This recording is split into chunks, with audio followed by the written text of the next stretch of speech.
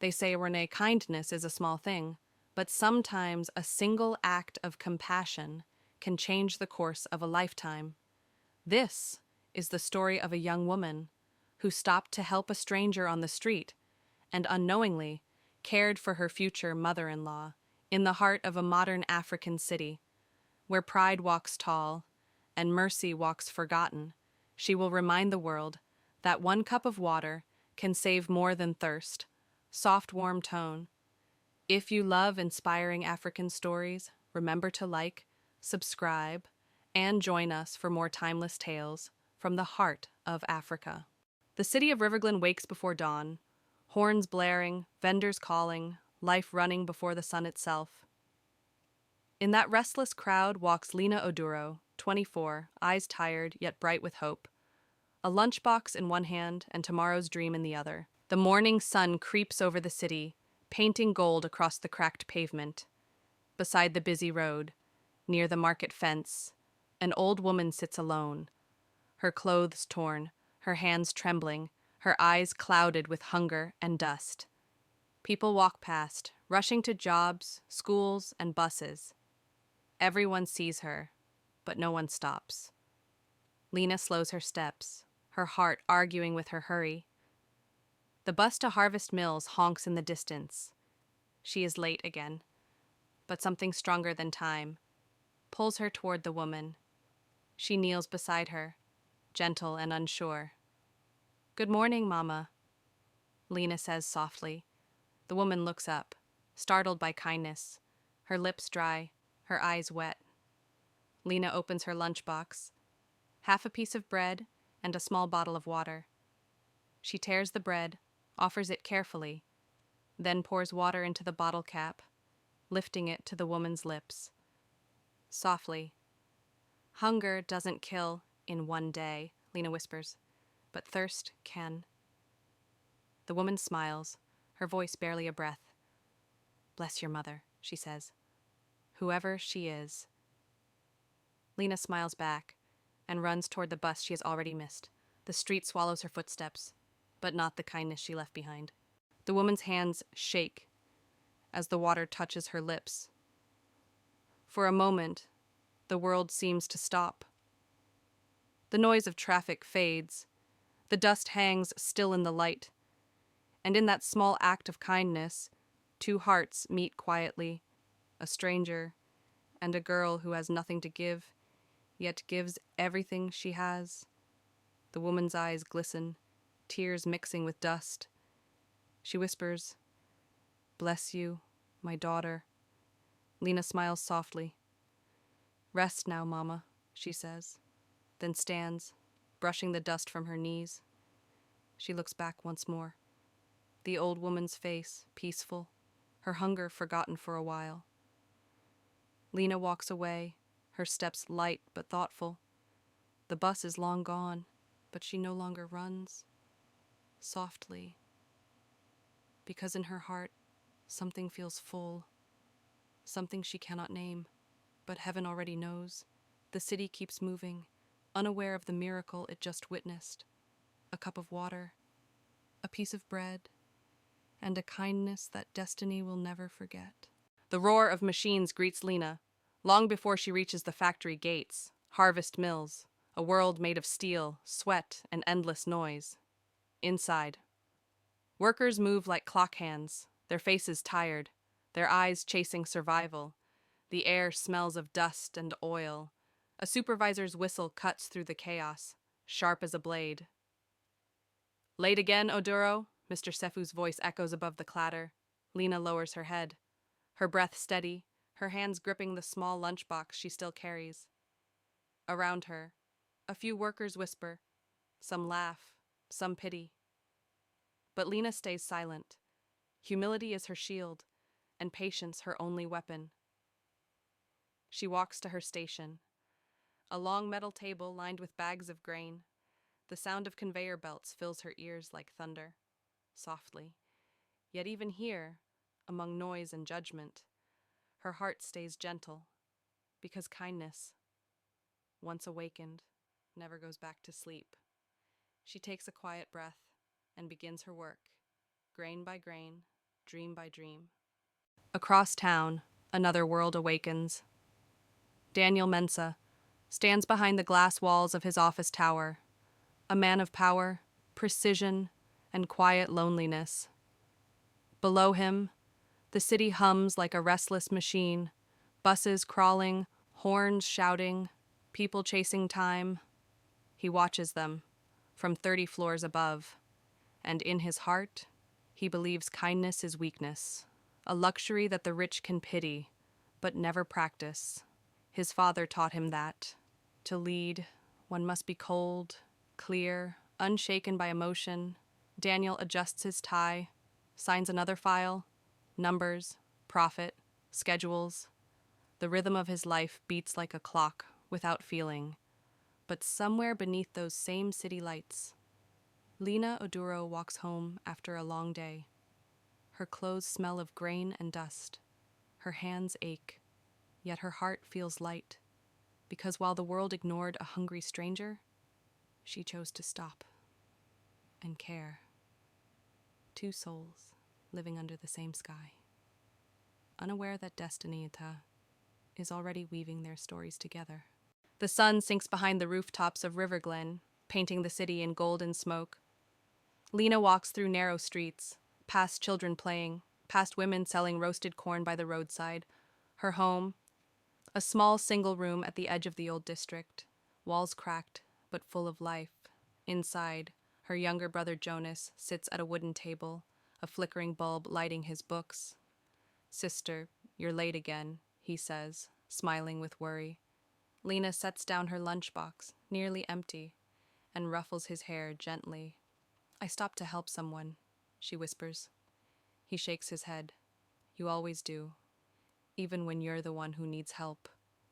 She smiles, tired but peaceful. The night outside grows quiet, and the sound of the city fades into crickets and prayers. Morning returns, right with noise and routine. Inside Harvest Mills, whispers spread faster than the machines. "Did you see her talking to that beggar again?" one worker murmurs. Another laughs. "Maybe she's collecting blessings instead of wages?"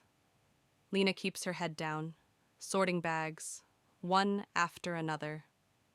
Mr. Sefu's voice barks orders from the far end, his eyes sharp, always watching, and somewhere above, behind glass walls, Daniel Mensa signs another report, never knowing that his future is being shaped on the factory floor. That evening, Daniel sits in his car, stuck in traffic. His phone buzzes with meetings, deadlines, profit charts, yet his mind drifts back to a small line in a company report. "Employee number 174, repeated late arrivals." He should be angry, but something about that name, Lena Oduro, stirs a strange curiosity. He remembers her file photo, a quiet face, eyes that looked more tired than guilty. He exhales slowly, unsure why he even cares. The light turns green, but he doesn't move. Somewhere inside him, a question begins to whisper. What if the world is wrong about people like her? Days pass, and the air in the factory grows colder. A rumor begins to spread that someone has been stealing small amounts of cash from the supervisor's drawer. No proof, no witnesses, only suspicion. And as always, suspicion finds the quiet one first. Lena feels the stares following her, the laughter behind her back. She says nothing, only works harder, prays longer, and hopes truth will speak for itself. But in places like Harvest Mills, truth often whispers, while lies shout loud. That night, Lena cannot sleep. She sits by the window, the city lights trembling in her eyes. Jonas stirs in his bed. "Sister, why are you awake?" She smiles faintly. "Just thinking." He sits up. "You're worried again." She nods. "A little, but everything we give to the world finds its way back." Jonas frowns. "Even when the world doesn't care?" Lena looks out at the moon and whispers softly, "Especially then." The candle burns low, and Riverglen sleeps under a blanket of restless dreams. The next morning, the air inside Harvest Mills feels heavier than usual. Whispers crawl between the machines. Eyes follow Lena wherever she walks. Mr. Sefu's voice breaks the noise. Oduro, in my office. Now. Lena wipes her hands, heart pounding. The workers pause, pretending to work, eager to hear the show. Inside the small office, Sefu's face burns with accusation. Money is missing again, he says. And you were late yesterday. Lena's voice shakes. Sir, I've never touched a cent, but Sefu slams his hand on the desk. Save your excuses! If it happens again, you'll be outside. Tasha, one of the workers, smirks quietly, her eyes glinting with something darker than envy. Lena returns to her station, and though her hands keep working, her spirit feels heavy. During her lunch break, Lena walks across town to St. Luke's Clinic. The corridors smell of soap and hope. Inside a small ward, Mama Rejoice lies in bed, frail but smiling. My angel has come again, the old woman whispers. Lena sets a small meal beside her, soft rice, a little soup. I brought you lunch, Mama. It's not much, but... The woman interrupts softly. It's enough, because it comes with love. They share quiet laughter as sunlight filters through the window. In a city of noise, kindness still finds a way to speak. High above the city, Daniel sits alone in his office, surrounded by numbers and screens. The factory CCTV footage flickers before him. Just another night, another report. But then he sees her, Lena Oduro, moving carefully through the hall, stopping to help a co-worker lift a heavy bag. He leans closer, replaying the moment twice. For some reason, it feels different, honest. He frowns, confused by his own interest. She's just a worker, one among hundreds. And yet, something about her calm defiance refuses to leave his mind. The next morning, chaos breaks out. Someone shouts. The supervisor's money is gone. Everyone gathers near the lockers, eyes wide, voices sharp. Mr. Sefu storms in. Search them all, he barks. Hands pull open doors, rummaging through lunchboxes and coats. Then, gasps, Sefu holds up a small bundle of cash, found inside Lena's locker. Lena freezes, disbelief washing over her. That's not mine, she whispers. I swear it. It's not. But the crowd has already chosen sides, and justice stands silent. Daniel arrives, his steps echoing across the hall. What's happening here? He asks. Sefu holds out the evidence. Caught red-handed. Daniel's eyes narrow. He looks at Lena, then at the trembling hands clutching her apron. Did you take it? He asks softly. No, sir, Lena replies. But no one believes me. A long silence fills the room. Then Daniel sighs. Until we know the truth, you're suspended. Lena's world shatters quietly, as every eye watches her walk away. That evening in the clinic is quiet, only the hum of a fan and the rhythm of old prayers. Lena sits beside Mama Rejoice, tears streaming down her face. They said I stole, Mama. They took everything from me. Mama Rejoice reaches for her hand. Did you? She asks gently. No, Lena whispers. But my truth doesn't matter anymore. The old woman smiles faintly. Ah, child, the wind can scatter dust, but it cannot bury truth. Lena leans against her, and for the first time in days allows herself to cry. Daniel can't sleep. He returns to his office late at night. The city outside is silent. The monitors glow like ghosts. He replays the CCTV footage again. Fast forward, rewind, slow motion. Then he sees it. A brief reflection in the glass of a locker door. A bracelet, one he has seen before. Tasha. He leans back, his heart heavy with realization. Maybe he had judged too quickly. That night, the moon watches over two souls awake. In her small room, Lena kneels by a candle, whispering a prayer for peace. Across town, Daniel signs a donation form for a company charity, trying to quiet the guilt in his chest.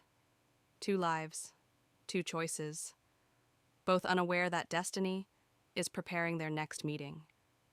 The wind outside shifts, as if heaven itself has turned the page of their story. The bell rings at Harvest Mills, but no one moves. Workers stand frozen, eyes darting, whispers trembling in the air. Daniel Mensa stands at the front, tall, calm, but burning inside. "Everyone here," he says, "will witness the truth today." Seifu shifts uncomfortably. Tasha bites her lip, avoiding his gaze. The hum of the machines fades, and silence takes its place. Daniel turns on the projector. The wall flickers with black and white footage, the factory corridor, the lockers, and there, the reflection of a woman's bracelet, the same one Tasha always wears. Gasps fill the room. Someone whispers, "That's her." Daniel's voice remains steady. The camera doesn't lie. He pauses, looking at Lena in the crowd, a silent apology in his eyes. Softly, "Sometimes justice takes time to find its voice." Tasha's voice trembles. "It's not what it looks like. Please." But the truth stands clear on the screen. Her mask of arrogance cracks, replaced by tears and shame. Seifu looks away, embarrassed. The same people who mocked Lena now stare at the floor. Daniel speaks quietly. "You will leave this place, Tasha, not because of what you took, but because of what you destroyed. Trust." Tasha covers her face and walks out, the sound of her footsteps echoing through guilt. Daniel's gaze moves to Seifu. The room holds its breath. "You led this witch hunt," Daniel says softly, "without proof, without compassion." Seifu's lips tremble. I was only following procedure?" "No," Daniel interrupts gently. "You were following pride." He turns to the workers. "A leader without mercy is no leader at all." Seifu lowers his head, and in that moment, the noise of machines feels quieter than shame. Daniel looks toward the door. "Bring her in," he says. The workers turn as the door opens.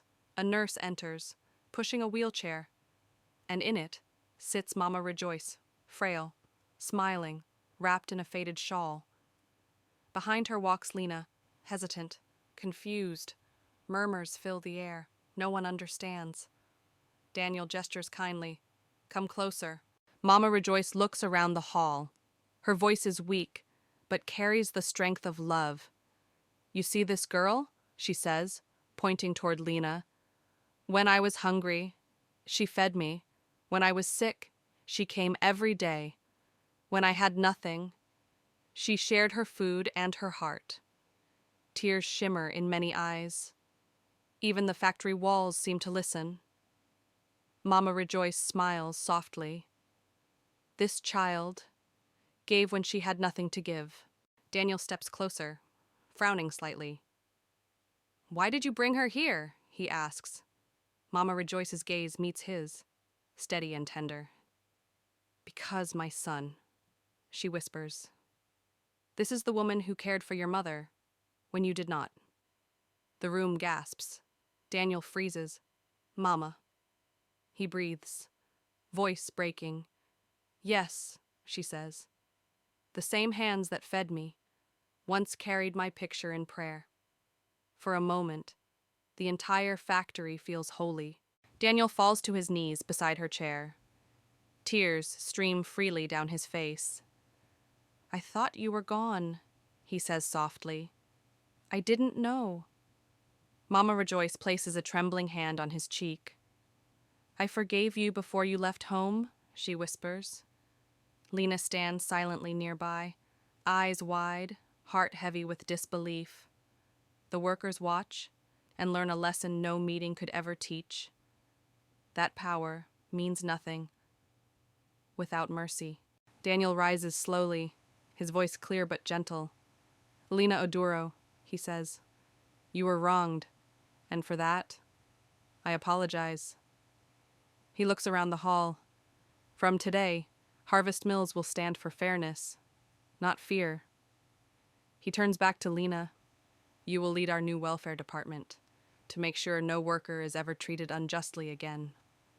Gasps ripple through the crowd. Some smile, some cry. Sefu lowers his head in shame, and for the first time in years, Daniel's heart feels light. 2 weeks later, the streets of River Glen wake softer. Where dust once slept, now sits a small clay pot of water, placed quietly at the edge of the road. Each morning, someone fills it and leaves a note beside it, written in chalk. A cup of water is never wasted. People stop to drink and smile, and no one knows who began the kindness, but somehow, everyone feels it. At St. Luke's Clinic, sunlight spills through the garden. Mama Rejoice sits beneath a mango tree, her laughter soft, her strength slowly returning. Lina sits beside her, feeding her fruit, listening to stories of long-ago days. Kindness is better than medicine, Mama Rejoice says, her voice light as the breeze. Lina smiles. Then you'll live forever, Mama. The two women laugh, and the sound feels like healing. Days later, Daniel visits the clinic. He carries a small folder marked with new letters. Harvest Hope Initiative. He hands it to Lina. This will help the workers, scholarships, medical care, small loans. Lina's eyes widen. You're trusting me with this? Daniel nods softly. Because you taught me something. I can build factories, but you build people. Their smiles meet in quiet understanding. Harvest Mills hums again, but this time, the sound feels different. Workers share laughter during breaks. Seifu greets Lina with respect, and even the walls seem lighter. Compassion has found a home among machines. Lina walks through the hallways, remembering how cold they once felt, and how warm they have become. Evenings at home are peaceful again. Jonas studies beneath a brighter bulb, his books spread across the table. Sister, he says, you're famous now. Lina laughs softly. No, just useful. He smiles. You're my hero. She shakes her head. Heroes are just people who refuse to stop caring. Outside, the wind carries the smell of rain, and River Glen breathes easier. One bright Sunday, Harvest Hope steps into the streets. Volunteers fill the market square, serving food and water, music rising between laughter and prayer. Lina moves through the crowd, guiding the workers with calm strength. Daniel watches from a distance, his heart quiet, his pride replaced by gratitude. And Mama Rejoice smiles from her chair, whispering blessings under her breath. A little boy runs up to Daniel, holding a small plastic cup. Sir, would you like some water? Daniel kneels, takes the cup, and drinks slowly. The water tastes simple, but it feels like truth. He looks at the child and smiles. Thank you. This is what changed everything. Mama Rejoice nods nearby and whispers softly, now you understand, my son. Evening paints River Glen gold. Lina, Daniel, and Mama Rejoice sit together. Watching the sun fade behind the rooftops, Lina asks quietly, do people really change? Daniel smiles. Yes, sometimes all it takes is 1 cup of water. Mama Rejoice closes her eyes. Ah, my cup is full. The camera of memory pulls back, showing the city glowing in soft light, the sound of laughter, footsteps, life. Softly, in a world that runs too fast, kindness walks slowly. but it always arrives. The hand that gives never stays empty, and the heart that forgives never grows cold. Because one small act of compassion can water an entire forest of souls.